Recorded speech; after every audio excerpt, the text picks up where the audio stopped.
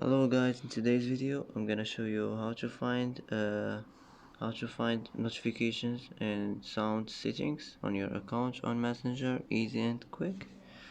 First, click on these three lines here, and now here you will find this settings icon. Click on it, and now here, as you see, you will find notifications and sounds. Here you can manage your notifications and sound settings as you want, and that's it for today. And that's it for today's video. If you like this video, don't forget to like and don't forget to subscribe. I hope this video is helpful for you, and thanks for watching till the end, and see you in the next video.